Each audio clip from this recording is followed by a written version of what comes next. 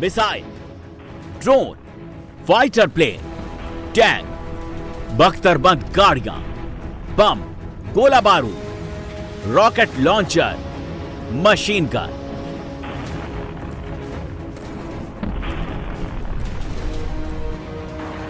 जंग के इन सामानों ने पिछले 3.5 साल में पूरे यूक्रेन में तबाही मचाई है।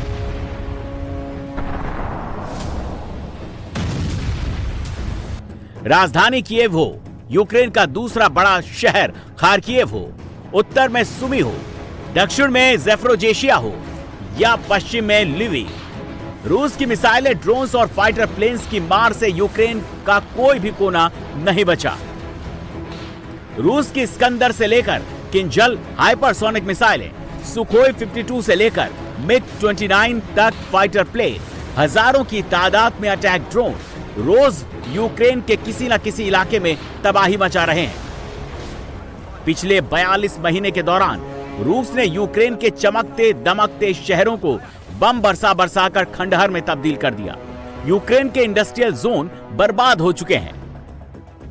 अमेरिका की डिफेंस इंटेलिजेंस एजेंसी के मुताबिक रूस के साथ लड़ते हुए अब तक यूक्रेन के 7 लाख सैनिक और आम नागरिक मारे जा चुके हैं, अनगिनत जख्मी हैं।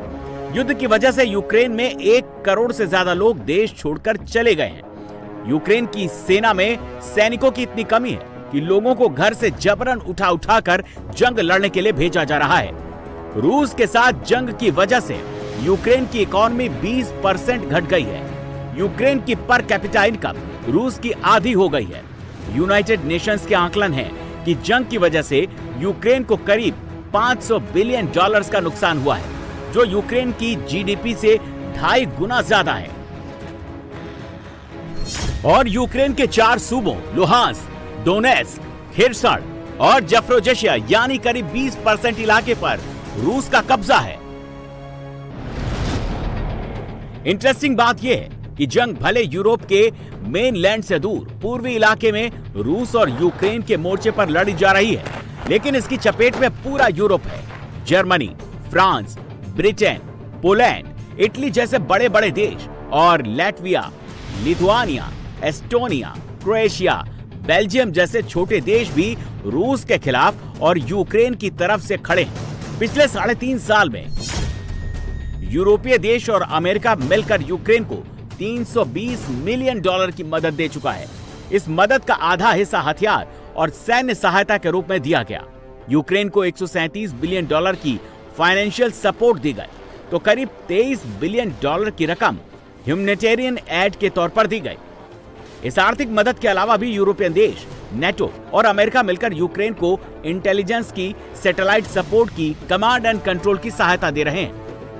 ऐसा नहीं है कि इस जंग से सिर्फ यूक्रेन में तबाही मची, सिर्फ अमेरिका और यूरोप पर आर्थिक बोझ पड़ा।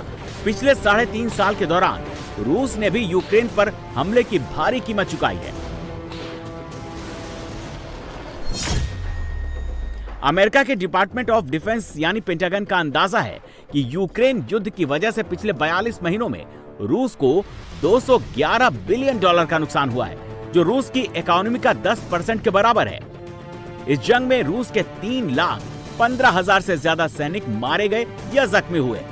जंग की वजह से अमेरिका और यूरोप ने जो सैंक्शन लगाए हैं, उनसे रूस की इकोनॉमी की ग्रोथ ठहर गई है। रशियन करेंसी रूबल कमजोर हुई है, देश में महंगाई बढ़ गई है। सेना में जबरन भर्ती के डर से रूस के करीब 6.5 लाख नागरिक सैनिक देश छोड़कर भाग गए हैं। हालांकि तेल और गैस के निर्यात से, मिनरल्स और केमिकल फर्टिलाइजर के एक्सपोर्ट से रूस युद्ध का यह भारी झटका अब तक बर्दाश्त कर पाने में सफल रहा है, लेकिन एक सुपर पावर के तौर पर उसकी हैसियत कमजोर हो गई है। इसीलिए अब अमेरिका के प्रेसिडेंट डोनाल्ड ट्रंप ने सोशल मीडिया पर ऐलान किया कि वो युद्ध रोकने के लिए 15 अगस्त को रूस के प्रेसिडेंट पुतिन के साथ डायरेक्ट मीटिंग करने वाले हैं। तो रूस और यूक्रेन दोनों देशों के नागरिक खुश हो गए हैं। तो क्या 1263 दिन पुराना यूक्रेन वॉर खत्म होने वाला है? ये उम्मीदें इसलिए जगी हैं क्योंकि प्रेसिडेंट डोनाल्ड ट्रंप और रूस के राष्ट्रपति व्लादिमीर पुतिन 15 अगस्त को अमेरिका के अलास्का सूबे में मिलेंगे। वैसे तो व्लादिमीर पुतिन अब तक अमेरिका के 4 प्रेसिडेंट के साथ मीटिंग कर चुके हैं: George W Bush, Barack Obama, Donald Trump और जो बाइडेन के साथ पुतिन की समिट मीटिंग्स हो चुकी हैं।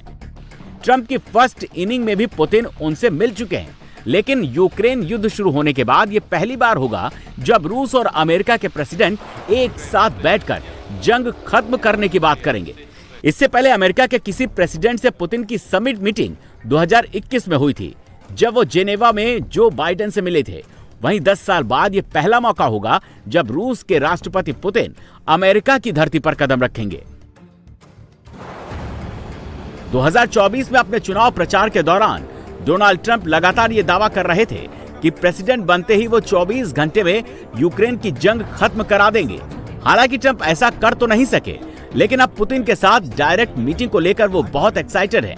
उनको उम्मीद है कि वो 15 अगस्त को जब पुतिन के सामने बैठेंगे तो जंग रोकने का फॉर्मूला तय हो जाएगा। We're going to be announcing later on, we're going to have a meeting with Russia. Start off with Russia. Well, you're looking at territory that's been fought over for 3.5 years with, a lot of Russians have died, a lot of Ukrainians have died. So we're looking at that, but we're actually looking to get some back and some swapping. It's complicated. It's actually nothing easy. It's very complicated, but we're going to get some back. We're going to get some switched. There'll be some swapping of territories to the betterment of both. And but we'll be talking about that either later or tomorrow or whatever. Interesting बात यह है कि जंग Ukraine और रूस की हो रही है और मीटिंग अमेरिका और रूस के प्रेसिडेंट की होने वाली है। खबर मिली तो यूक्रेन के प्रेसिडेंट वोलोदिमीर ज़ेलेंस्की ने कहा कि इस मीटिंग में उनको भी बुलाया जाना चाहिए। हमारे किसी भी सहयोगी ने युद्ध खत्म करने की अमेरिका की क्षमता पर शक नहीं किया। अमेरिका के राष्ट्रपति के पास वो क्षमता और मजबूत इरादा है। यूक्रेन ने फरवरी से लेकर अब प्रेसिडेंट ट्रंप के सभी प्रस्तावों का समर्थन किया है। हमने हर तरह के युद्ध विराम का सपोर्ट किया है।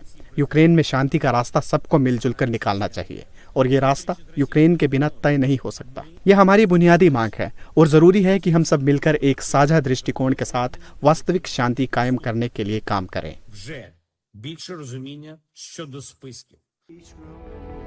हालांकि प्रेसिडेंट ट्रंप ने साफ कर दिया कि 15 अगस्त को अलास्का में पुतिन के साथ उनकी मीटिंग होगी। इसमें ज़ेलेंस्की होंगे या नहीं, ये किसी को नहीं पता। For you to meet with him, he doesn't have to agree to meet with Zelensky. Is that what you're saying? No, he doesn't. No. So when do you think that meeting? They would like to meet with me, and I'll do whatever I can to stop the killing. So, Zelensky परेशान है, लेकिन Trump और Putin की सीधी बैठक से रूसी खेमे में खुशी जाहिर है। व्लादिमीर पुतिन और उनकी टीम ने ट्रंप के साथ डायरेक्ट मीटिंग का स्वागत किया और उम्मीद जताई कि इससे जंग का कोई ना कोई हल जरूर निकलेगा। हाँ, बिल्कुल। दोनों राष्ट्रपति निश्चित रूप से यूक्रेन संकट का एक स्थायी और शांतिपूर्ण समाधान तलाशने की चर्चा करेंगे। आगे चलकर यह बिल्कुल वाजिब अपेक्षा है कि दोनों राष्ट्रपतियों की अलग मुलाकात रूसी क्षेत्र में होगी। इस बारे में अमेरिका के राष्ट्रपति को पहले ही निमंत्रण दिया जा चुका है।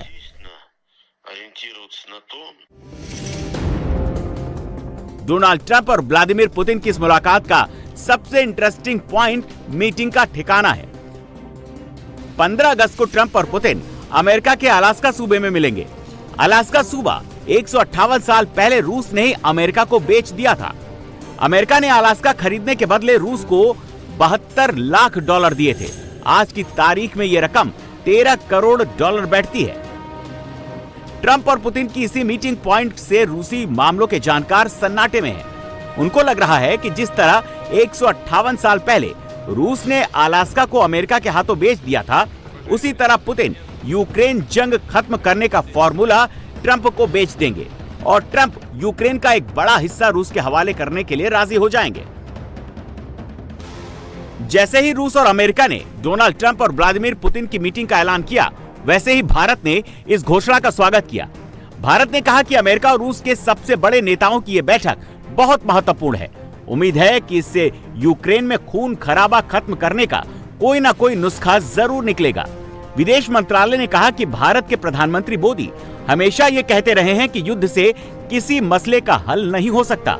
ये दौर अब युद्ध का नहीं। प्रधानमंत्री मोदी ने ये बात रूस के राष्ट्रपति पुतिन से भी डायरेक्ट कही थी। अमेरिकी मीडिया के मुताबिक प्रेसिडेंट ट्रंप और प्रेसिडेंट पुतिन के बीच जिस फॉर्मूले पर चर्चा होने वाली है, उस पर दोनों देशों में उसी वक्त एग्रीमेंट हो गया था जब ट्रंप के दोस्त और उनके विशेष दूत स्टीव विटकॉफ पिछले हफ्ते मॉस्को गए थे। विटकॉफ और प्रेसिडेंट पुतिन के बीच 3 घंटों तक बातचीत चली। इस फार्मूले के मुताबिक रूस अभी यूक्रेन के जिन 4 सूबों खिरसान, ज़ेफ़रोज़िया, डोनेत्स्क और लुहांस्क पर काबिज है, उसमें से 2 को छोड़ सकता है और बाकी 2 सूबों पर काबिज रह सकता है। पुतिन इसके अलावा भी बहुत कुछ चाहते हैं। वो चाहते हैं कि अमेरिका ये गारंटी दे कि वो नाटो या यूरोपियन यूनियन में शामिल नहीं होगा। यूक्रेन को अपनी सेना में कटौती करनी होगी, हथियारों में कटौती करनी होगी। पूर्वी यूक्रेन में रूस से लगने वाली सीमा पर यूक्रेन अपने सैनिक तैनात नहीं कर सकेगा।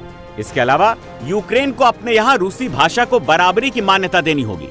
अमेरिका और यूरोपीय देशों को रूस पर लगाए गए सारे प्रतिबंध, सारे सैंक्शन हटाने होंगे। वहीं वोलोदिमीर ज़ेलेंस्की का कहना है कि वो किसी भी कीमत पर यूक्रेन का कोई भी हिस्सा रूस के हवाले नहीं करेगा।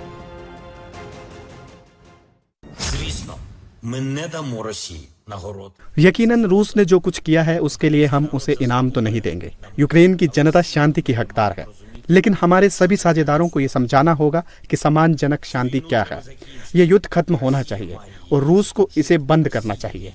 ये युद्ध रूस ने शुरू किया था और अब वो इसे खींच रहा है, सारी डेडलाइन की अनदेखी कर रहा है और यही हमारी समस्या है, कुछ और नहीं। जहां तक यूक्रेन के इलाकों का सवाल है तो ये यूक्रेन के संविधान में पहले से ही लिखा है। इससे कोई अलग नहीं कर सकता और कोई कर भी नहीं पाएगा।